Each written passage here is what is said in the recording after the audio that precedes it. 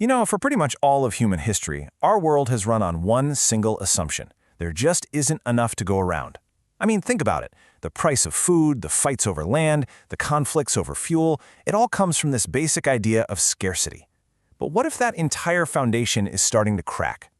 Okay, let's dive into what could be a truly monumental shift. This quote from Andrew Turtle really hits the nail on the head.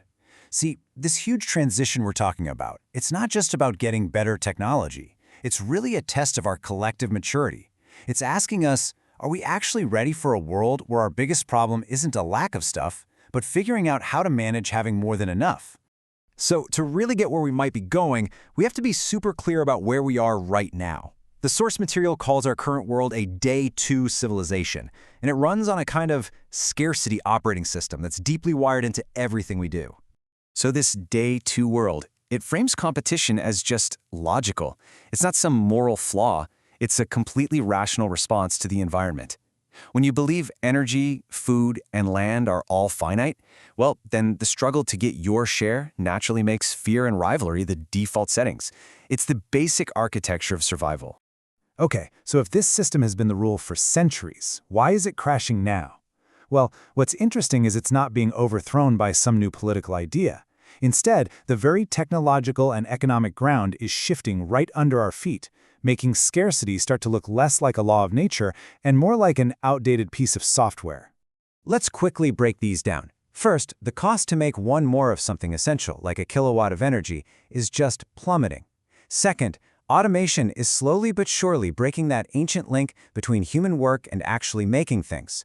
Third, you can copy digital stuff, software, an article, a song, 1 billion times for basically nothing.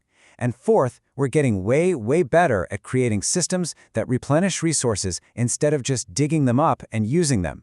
You put those 4 trends together, and it's like a wrecking ball to the whole logic of scarcity. And this concept, marginal cost, this is the absolute engine driving this whole transformation. Here's a simple way to think about it. Imagine printing a book. That first copy is incredibly expensive, right? You need the author, the press, the editors, the whole shebang.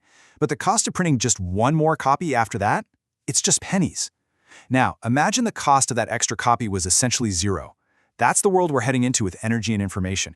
And when that happens, the entire economic model we built on rationing expensive things, it just dissolves. All right, I know this all sounds like a pretty big theory, but where's the proof? Where can we actually see the measurable signals that this new, post-scarcity Day 3 world is starting to pop up?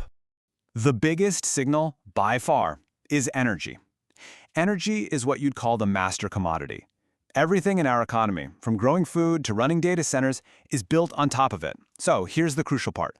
When the cost of that master ingredient collapses, it starts a chain reaction, making everything else cheaper and basically blowing up the logic of scarcity across the entire system. And this chart, this shows it happening right now. Solar and wind are officially the cheapest forms of electricity humanity has ever produced. Period. This isn't just a small improvement. This is a total phase shift. It's like going from candlelight to the light bulb in one generation. And this economic earthquake is already shaking the foundations of entire nations whose power is built on controlling a scarce resource like oil. But it's not just about energy. Let's look at the other signs popping up. We're seeing automation moving faster than we can create new jobs for people to do. We're seeing food being grown indoors in vertical farms, totally separate from soil or weather. New tech is changing the game for water security.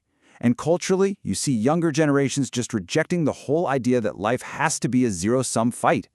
Even governments are dipping their toes in the water, piloting policies like universal basic income, trying to figure out what a post-scarcity world even looks like. This quote just perfectly nails the tensions of our time.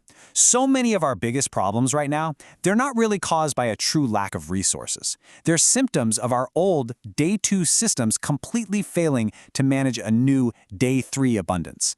The system itself is now the bottleneck. This system failure, it's not just a problem, it's also a prompt. It's forcing us to think and act on a scale we never have before. The end of scarcity isn't just about economics, it's an evolutionary trigger. It's pushing us to move beyond national rivalries and toward becoming, really for the first time, a truly planetary species. So what does this actually look like? Well, in the Day 2 world, energy is a weapon, right? You control the oil, you have power.